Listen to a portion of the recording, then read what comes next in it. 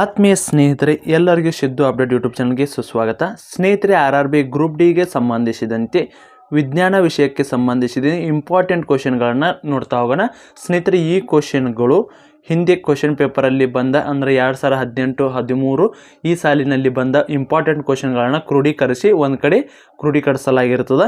ಇದಕ್ಕೆ ಸಂಬಂಧಿಸಿದಂತೆ ಇವತ್ತಿನ ವಿಡಿಯೋದಲ್ಲಿ ಸಂಪೂರ್ಣವಾಗಿ ಇಂಪಾರ್ಟೆಂಟ್ ಕ್ವಶನ್ಗಳನ್ನು ನೋಡ್ತಾ ಹೋಗೋಣ. ಸ್ನೇಹಿತರೆ, ಅದಕ್ಕೂ ಮೊದಲು ನೀವೇನಾದರೂ ಮೊದಲ ಬಾರಿಗೆ ನಮ್ಮ ವಿಡಿಯೋ ನೋಡ್ತೀರ ತಪ್ಪದೇ ಒಂದು ಲೈಕ್ ಮಾಡಿ. ಇದೇ ರೀತಿ ಕಂಟಿನ್ಯೂಸ್ ಅಪ್ಡೇಟ್ ನಿಮಗೇನಾದರೂ ಬೇಕಾಗಿತ್ತು ಅಂದ್ರೆ ತಪ್ಪದೇ ನಮ್ಮ ಚಾನಲ್ ಸಬ್ಸ್ಕ್ರೈಬ್ ಮಾಡಿಕೊಳ್ಳಿ. ಬನ್ನಿ ಸ್ನೇಹಿತರೆ, RRB ಗ್ರೂಪ್ ಡಿಗೆ ಸಂಬಂಧಿಸಿದಂತೆ ಪ್ರತಿದಿನ 50 ಕ್ವಶನ್ಗಳನ್ನು ನೋಡ್ತಾ ಹೋಗೋಣ. ಸ್ನೇಹಿತರೆ, ಪ್ರತಿದಿನ ವಿಜ್ಞಾನ ವಿಷಯಕ್ಕೆ ಸಂಬಂಧಿಸಿದಂತೆ 50 ಪ್ರಶ್ನೆಗಳನ್ನ ಚರ್ಚೆ ಮಾಡ್ತಾ ಹೋಗೋಣ. ಒಟ್ಟು 500 ಪ್ರಶ್ನೆಗಳನ್ನ ಚರ್ಚೆ ಮಾಡೋಣ. ಇವು ಇಂಪಾರ್ಟೆಂಟ್ ಕ್ವಶನ್ಗಳಾಗಿರ್ತವೆ. ಸ್ನೇಹಿತರೆ, RRB ಗ್ರೂಪ್ ಡಿಗೆ ಏನಾದರೂ ತಯಾರಿ ನಡೆಸ್ತಾರೆ ಇವು ಇಂಪಾರ್ಟೆಂಟ್ ಕ್ವಶನ್. ಅದೇ ರೀತಿ RPFಗೂ ಕೂಡ ಯೂಸ್ ಆಗ್ತವೆ. ಅದೇ ರೀತಿ ನಮ್ಮ ಕರ್ನಾಟಕ ಸರ್ಕಾರ ಮತ್ತು ನಮ್ಮ ಭಾರತ ಸರ್ಕಾರ ನಡೆಸುವ ಎಲ್ಲ ಪರೀಕ್ಷೆಗಳಿಗೂ ಕೂಡ ಉಪಯುಕ್ತವಾದ ಕ್ವಶನ್ಸ್ಗಳಾಗಿರ್ತವೆ. ಬನ್ನಿ ಸ್ನೇಹಿತರೆ, ಹಾಗಿದ್ರೆ ಮೊದಲನೇ ಪ್ರಶ್ನೆ ನೋಡೋಣ. ಹೂವಿನ ಅಧ್ಯಯನವನ್ನು ಹೀಗೆ ಎಂದು ಕರೆಯಲಾಗುತ್ತದೆ ಅಂತ ಕರೆದಿದ್ದಾರೆ. ಸ್ನೇಹಿತರೆ, ಇದಕ್ಕೆ ಸರಿಯಾದ ಉತ್ತರ ಸಂಕಲನ. ಸ್ನೇಹಿತರೆ, ಹೂವು ಸಸ್ಯಗಳ ಬಗ್ಗೆ ಅಧ್ಯಯನ ಮಾಡೋದು ಫ್ಲೋರಿಕಲ್ಚರ್ ಅಂತ ಕರೀತಾರೆ. ಈ ಹೂವಿನ ಅಧ್ಯಯನದ ಬಗ್ಗೆ ಮಾಡೋದಕ್ಕೆ ಸಂಕಲನ ಅಂತ ಕರೀತಾರೆ. ನಮ್ಮ ಮಾನವ ರಕ್ತದ pH ಎಷ್ಟಿರ್ಬೇಕಂತ ಕೇಳಿದರೆ ಸ್ನೇಹಿತರೆ, ಇದಕ್ಕೆ ಸರಿಯಾದ ಉತ್ತರ ಒಬ್ಬ ಆರೋಗ್ಯವಾಗಿರುವ ವ್ಯಕ್ತಿಯ ರಕ್ತದ pH 7.4ಕ್ಕಿಂತ ಹೆಚ್ಚಿಗಿರಬೇಕು. ಅದಕ್ಕಿಂತ ಕಡಿಮೆ ಇದ್ದರೆ ಅನಾರೋಗ್ಯಕ್ಕೆ ಬೀಳ್ತಾನೆ ಅಥವಾ ರಕ್ತ ಕಡಿಮೆ ಆಗ್ತಾ ಬರ್ತದೆ. ಇನ್ನು ನೆಕ್ಸ್ಟ್ ಮೂರನೇ ಪ್ರಶ್ನೆ ನೋಡೋದಾದರೆ ಹಿಮೋಗ್ಲೋಬಿನ್ ಒಂದು ಏನಾಗಿರ್ತದೆ ಅಂತ ಕೇಳಿದರೆ ಸ್ನೇಹಿತರೆ, ಇದಕ್ಕೆ ಸರಿಯಾದ ಉತ್ತರ ಇದು ಕೂಡ ಒಂದು ಪ್ರೋಟೀನ್ ಆಗಿರ್ತದೆ.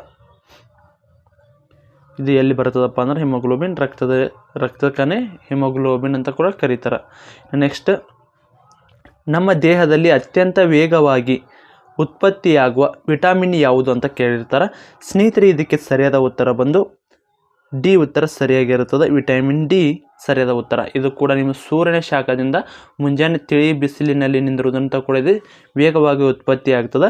ಇದನ್ನು ಜಾಸ್ತಿ ಏನಾದರೂ ಸಿಹಿ ತಿನಿಸುಗಳು ಅಥವಾ ತಿಂಡಿ ತಿನಿಸುಗಳಿಂದ ಅಥವಾ ಸಸ್ಯಗಳಿಂದ ಪಡೆಯೋದಕ್ಕಿಂತ ಇದನ್ನು ಬಿಸಿಲಿನಿಂದ ಪಡೆಯೋದು ಜಾಸ್ತಿ ಇರ್ತದೆ. ಅದಕ್ಕಾಗಿ ಇದು ವೇಗವಾಗಿ ಉತ್ಪತ್ತಿಯಾಗುವ ವಿಟಮಿನ್ ಆಗಿರ್ತದೆ. ನೆಕ್ಸ್ಟ್ ಪ್ರಶ್ನೆ, ನಮ್ಮ ಸ್ನಾಯುಗಳಲ್ಲಿ ಈ ಕೆಳಗಿನವುಗಳಲ್ಲಿ ಒಂದನ್ನು ಸಂಗ್ರಹಿಸುವುದು ಆಯಾಸಕ್ಕೆ ಕಾರಣವಾಗಿದೆ ಅಂತ ಕೇಳಿದ್ದಾರೆ. ಸ್ನೇಹಿತರೆ, ಇದಕ್ಕೆ ಸರಿಯಾದ ಉತ್ತರ ಲ್ಯಾಕ್ಟಿಕ್ ಆಮ್ಲ ಆಗಿರ್ತದೆ.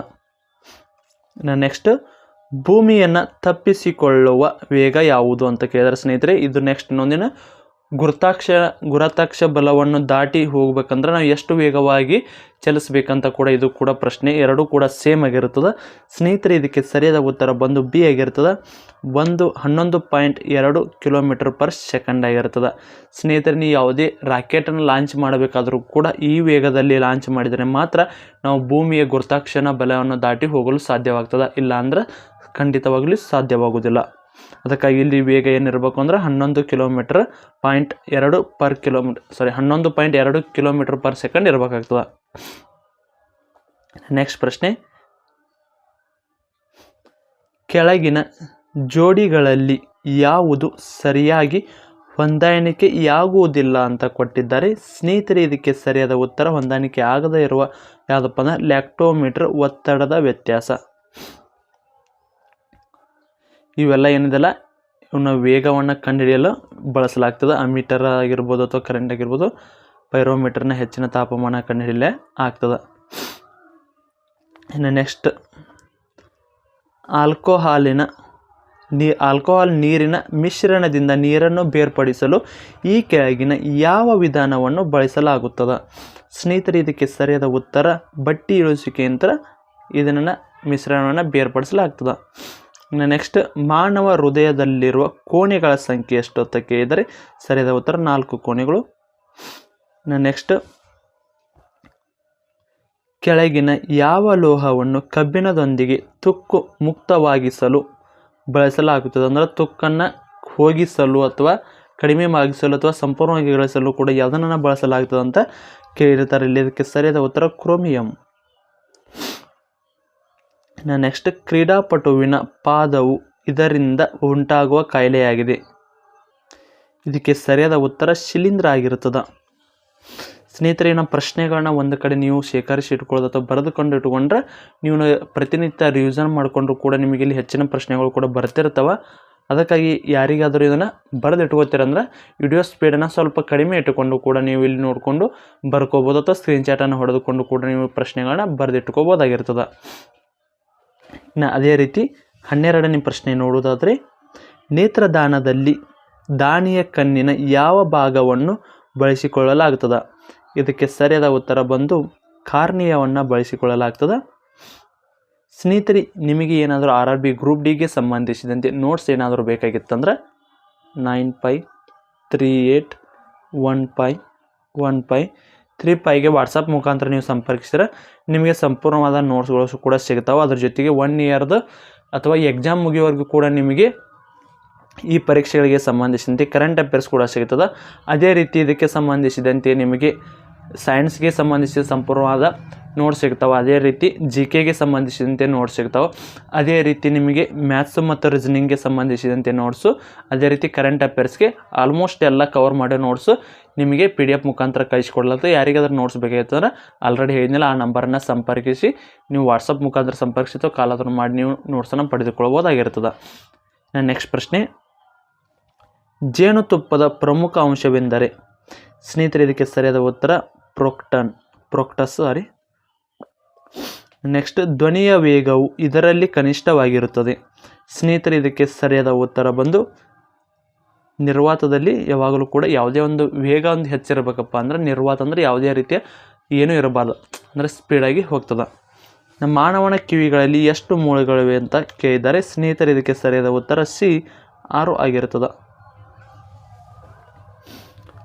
ಉಪಗ್ರಹವು ಭೂಮಿಯ ಸುತ್ತ ಅದರ ಕಕ್ಷೆಯಲ್ಲಿ ಚಲಿಸುತ್ತಿರುತ್ತದೆ. ಸ್ನೇಹಿತರೆ, ಇದಕ್ಕೆ ಸರಿಯಾದ ಉತ್ತರ ಬಂದು B ಆಗಿರ್ತದೆ. ಕೇಂದ್ರಾಭಿಮುಖ ಬಲದಿಂದ ಸುತ್ತಿರ್ತದೆ. ಲೋಲಕದ ಅವಧಿ ಅಂತ ಕೇಳಿದ್ದಾರೆ. ಸ್ನೇಹಿತರೆ, ಇದಕ್ಕೆ ಸರಿಯಾದ ಉತ್ತರ ಅದರ ಉದ್ದವನ್ನು ಅವಲಂಬಿಸಿರುತ್ತದೆ.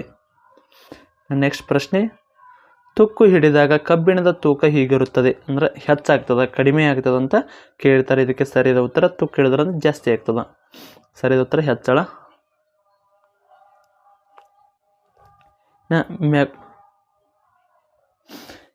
ಮೆಬ್ಲೋಬಿಯನ್ ಗ್ರಂಥಿ ಇದೆ ಅಂತ ಕೇಳಿದರೆ ಎಲ್ಲಿ ಮೆಬ್ಲೋಬಿಯನ್ ಗ್ರಂಥಿ ಕಾಣಬಹುದಪ್ಪ ಅಂತ ನಾವು ನೋಡೋದಾದರೆ ಸರಿಯಾದ ಉತ್ತರ ಕಣ್ಣಿನಲ್ಲಿ ನಾವು ಇದನ್ನು ಕಾಣಬಹುದು. ನಮ್ಮ ದೇಹದ ತೂಕವು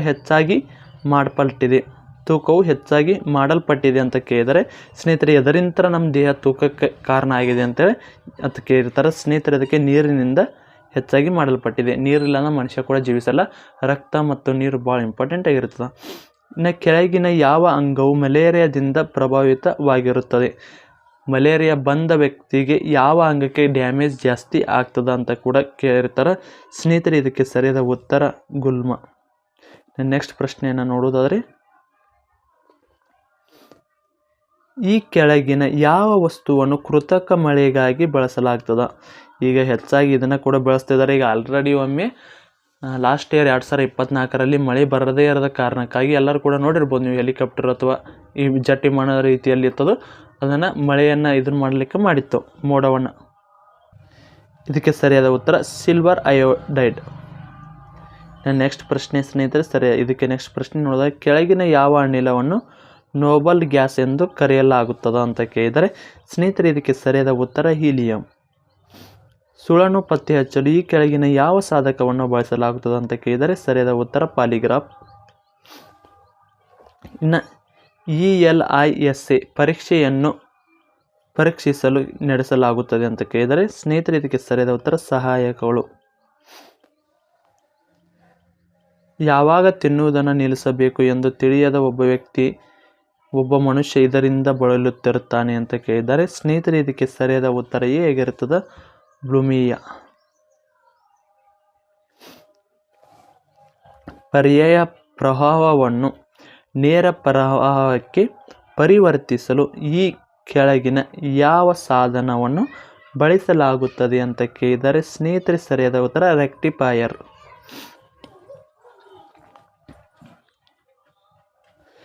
ಗುಣಮಟ್ಟವನ್ನು ಅಳೆಯಲು ಆಕ್ಟೇನ್ ಸಂಖ್ಯೆಯನ್ನು ಬಳಸಲಾಗ್ತದೆ ಅಂತ ಕೇಳಿದರೆ ಸ್ನೇಹಿತರೆ ಇದಕ್ಕೆ ಸರಿಯಾದ ಉತ್ತರ ಬಂದು ಬಿ ಆಗಿರ್ತದೆ, ಪೆಟ್ರೋಲನ್ನು.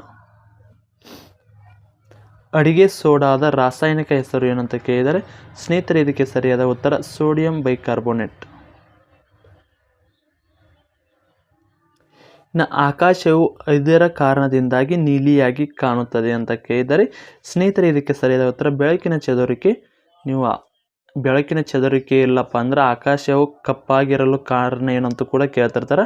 ನೀಲಿ ಅಥವಾ ಆಕಾಶದ ಬಣ್ಣ ಯಾವುದು ಅಂತ ಕೇಳಿದಾಗ ನೀವು ಕಪ್ಪು ಅಂತ ಹಾಕಬೇಕು.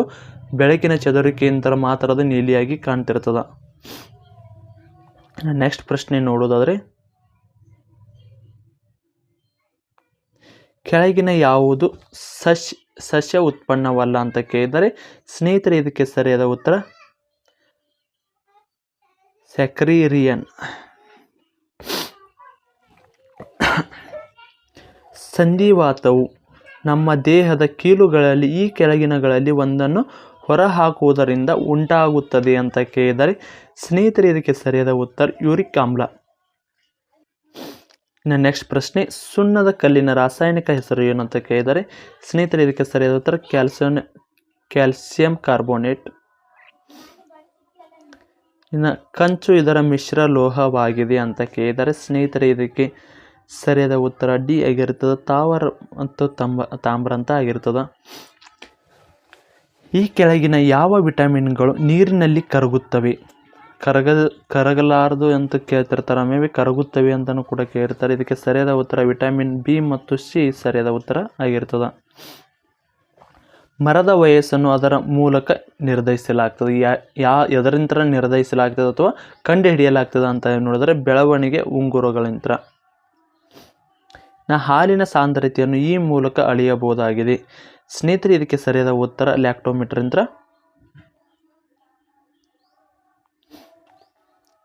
ಆಟೋಮೊಬೈಲ್ಗಳಲ್ಲಿ ಹೈಡ್ರಾಲಿಕ್ ಬ್ರೇಕ್ ಕಾರ್ಯನಿರ್ವಹಿಸುತ್ತದೆ ಅಂತ ಕೇಳಿದರೆ ಸ್ನೇಹಿತರೆ ಇದಕ್ಕೆ ಸರಿಯಾದ ಉತ್ತರ ಪಾಸ್ಕಲ್ ಕಾನೂನು. ಲಿಕ್ವಿಡ್ ಪೆಟ್ರೋಲಿಯಂ ಅನಿಲದ LPG ಅಂತ ಏನು ಕರೀತಾರೆ ಮುಖ್ಯ ಅಂಶಗಳು ಯಾವುವು ಅಂತ ಕೇಳಿದರೆ ಸ್ನೇಹಿತರೆ ಇದಕ್ಕೆ ಸರಿಯಾದ ಉತ್ತರ ಮೀಥೇನ್, ಈಥೇನ್, ಹೆಕ್ಸೇನ್. ನಮ್ಮ ದೇಹದಲ್ಲಿ ಈ ಕೆಳಗಿನ ಯಾವ ವಸ್ತುವಿನ ಕೊರತೆಯು ಮಧುಮೇಹಕ್ಕೆ ಅಥವಾ ಸಕ್ಕರೆ ರೋಗಕ್ಕೆ ಕಾರಣವಾಗುತ್ತದೆ ಅಂತ ಕೇಳಿರ್ತಾರೆ ಸ್ನೇಹಿತರೆ ಇದಕ್ಕೆ ಸರಿಯಾದ ಉತ್ತರ ಬಂದು ಆಪ್ಷನ್ ಇನ್ಸುಲಿನ್ ಆಗ್ತದೆ. ನೀವು ನೋಡಿರ್ಬೋದು ಎಲ್ಲರೂ ಕೂಡ ಸಕ್ಕರೆ ರೋಗ ಅಥವಾ ಶುಗರ್ ಇದ್ದವರಿಗೆ ಇನ್ಸುಲಿನ್ ಇಂಜೆಕ್ಟನ್ನು ಮಾಡ್ತಿರ್ತಾರೆ ಆಗಾಗ. ನೆಕ್ಸ್ಟ್, ವಯಸ್ಕ ಪುರುಷನಲ್ಲಿ ಖನಿಜ ಅಂಶಗಳ ಸಂಖ್ಯೆ ಎಷ್ಟು ಕೇಳಿರ್ತಾರೆ ಸ್ನೇಹಿತರೆ ಇದಕ್ಕೆ ಸರಿಯಾದ ಉತ್ತರ ಬಂದು ಬಿ 5.0 ಮಿಲಿಯನ್.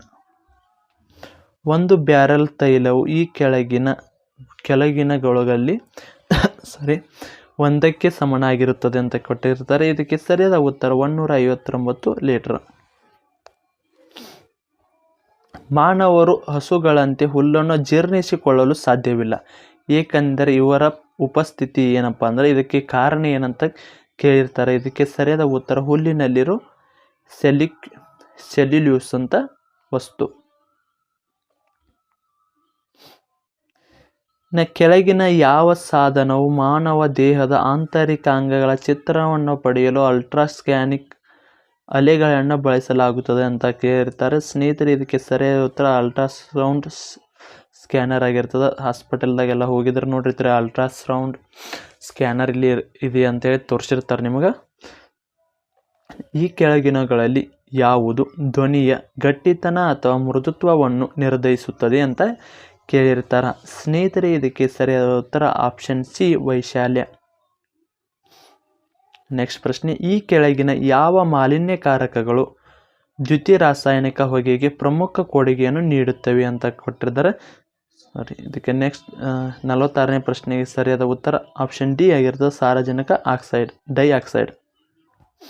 ನೆಕ್ಸ್ಟ್ ಪ್ರಶ್ನೆ, ಹಿಮೋಗ್ಲೋಬಿನ್ ಕೆಂಪು ರಕ್ತ ಕಣಗಳೊಂದಿಗೆ ಪ್ರೋಟೀನ್ ಆಗಿದ್ದು ಅದು ಒಯ್ಯುತ್ತದೆ ಅಂತ ಕೇಳ್ತಾರೆ. ಅದು ಏನೇನೋ ಒಯ್ಯುತ್ತದೆ ಅಂತ ಕೇಳಿರ್ತಾರೆ. ಇದಕ್ಕೆ ಸರಿಯಾದ ಉತ್ತರ ಆಪ್ಷನ್ ಎ ಆಮ್ಲಜನಕವನ್ನು ಒಯ್ಯುತ್ತದೆ.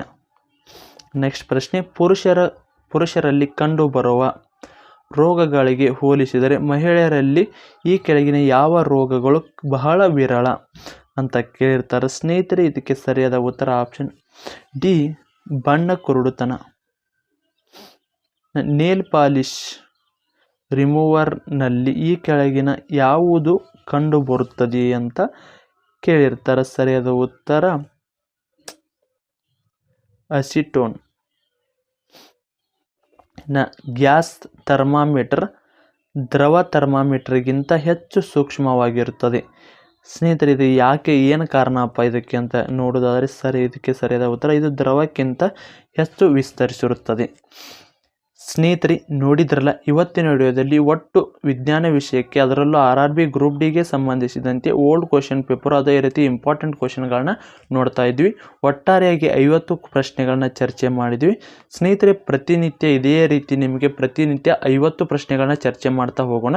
ಸ್ನೇಹಿತರೆ ಒಟ್ಟಾರೆಯಾಗಿ 500ರಿಂದ 1000 ಪ್ರಶ್ನೆಗಳನ್ನ ಚರ್ಚೆ ಮಾಡೋಣ. ಸ್ನೇಹಿತರೆ ಇದೇ ರೀತಿ ನಿಮಗೆ ಕಂಟಿನ್ಯೂಸ್ ವಿಡಿಯೋ ಏನಾದರೂ ಬೇಕೆಂದರೆ ಆದಷ್ಟು ಕಮೆಂಟ್ ಮೂಲಕ ಎಸ್ ಅಂತ ಕಮೆಂಟ್ ಮಾಡಿ. ನೀವು ಮಾಡುವ ಕಮೆಂಟು ಒಂದು ಲೈಕ್ ನಮಗೆ ಎಷ್ಟು ಸ್ಫೂರ್ತಿದಾಯಕ ಆಗಿರ್ತದೆ. ನೀವು ಕಮೆಂಟು ಮತ್ತು ಲೈಕನ್ನು ಎಷ್ಟು ಮಾಡ್ತೀರೋ ನಾವು ಪ್ರತಿನಿತ್ಯ ಒಂದು ವಿಡಿಯೋ ಹಾಕಲಿ 2 ವಿಡಿಯೋ ಕೂಡ ಹಾಕಲು ಪ್ರಯತ್ನ ಮಾಡ್ತೀವಿ. ಅದಕ್ಕಾಗಿ ಎಲ್ಲರೂ ಕೂಡ ನಮ್ಮ ಚಾನಲ್ನ ಸಬ್ಸ್ಕ್ರೈಬ್ ಮಾಡಿಕೊಳ್ಳಿ. ಅದೇ ರೀತಿ ಪ್ರತಿ ವಿಡಿಯೋಗೂ ಲೈಕ್ ಮತ್ತು ಕಮೆಂಟನ್ನು ಮಾಡಿ ಅಂತ ಹೇಳ್ತಾ ಸ್ನೇಹಿತರೆ ಇಲ್ಲಿವರೆಗೆ ವಿಡಿಯೋ ನೋಡೋದಕ್ಕೆ ಧನ್ಯವಾದಗಳನ್ನು ತಿಳಿಸ್ತಾ ಮತ್ತೆ ಮುಂದಿನ ವಿಡಿಯೋದಲ್ಲಿ ಸಿಗೋಣ. ಅಲ್ಲಿವರೆಗೆ ಶುಭ ದಿನ.